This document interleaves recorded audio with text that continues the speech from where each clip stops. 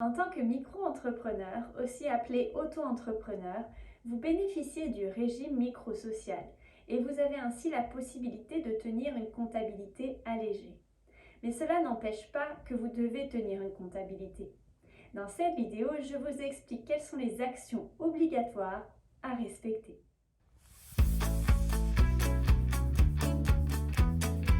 Bonjour et bienvenue sur la chaîne de La Boîte Naturo où vous retrouverez chaque semaine des conseils pour vous aider à vivre plus sereinement de votre activité dans le bien-être.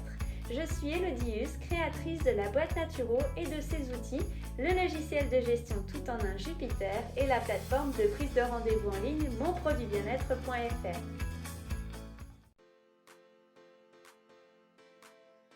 Sous le statut de micro-auto-entrepreneur, vous devez déclarer votre chiffre d'affaires tous les mois ou tous les 3 mois selon ce que vous avez choisi au moment où vous avez débuté votre activité. Sachez que si vous oubliez de déclarer votre chiffre d'affaires avant l'échéance prévue, une pénalité de 55 € pourra s'appliquer. Donc ne tardez pas à faire vos déclarations et mettez-vous un rappel sur votre agenda pour penser à le faire. En tant que micro-auto-entrepreneur, vous devez tenir à jour un registre des recettes et y enregistrer chronologiquement les recettes que vous faites avec des mentions suivantes. Montant de la recette et identité du client qui l'a payé. Mode de règlement, par exemple chèque, espèce, carte bancaire ou autre.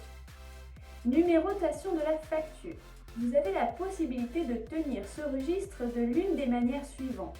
Soit vous achetez des livres comptables papier dans le commerce et vous les remplissez, soit vous téléchargez des modèles officiels et vous les remplissez, soit vous utilisez un logiciel comptable. Sachez que le livre des recettes peut être tenu sous format électronique et qu'il n'y a aucune obligation à avoir une version papier. Vous devez cependant conserver les informations du registre des recettes durant 10 ans. Et le même délai s'applique aux pièces justificatives comme à vos factures. En tant que professionnel du bien-être, vous êtes soumis à l'obligation de remettre une facture à vos clients pour les ventes et les prestations de services supérieures à 25 €. Il existe de nombreuses règles en matière de facturation, notamment concernant les mentions obligatoires à faire figurer sur une facture. Et si c'est quelque chose qui vous intéresse, dites-le moi en commentaire et nous aborderons alors ce sujet dans une autre vidéo. Sachez cependant que les factures émises à destination du secteur public doivent obligatoirement être faites en format électronique. Sachez aussi que si vous ne respectez pas les règles en matière de facturation, vous pouvez être condamné à payer une amende administrative de 75 000 € pour une personne physique et 150 000 € en cas de réitération dans les 2 ans qui suivent le premier manquement. Enfin, concernant le compte bancaire, sachez qu'il n'est pas du tout nécessaire d'ouvrir un compte bancaire professionnel lorsque vous êtes sous le statut de la micro-auto-entreprise. Mais il est vivement recommandé d'ouvrir un compte dédié à votre activité professionnelle dès le début, sans pour autant que ce soit un compte professionnel, qui engendrerait bien sûr des frais supplémentaires plus onéreux qu'un compte classique. En effet, avoir un compte bancaire dédié à votre activité est une obligation, même sous le statut de micro ou auto-entreprise, dès lors que votre chiffre d'affaires annuel dépasse 10 000 € durant 2 années consécutives. Donc autant le faire tout de suite.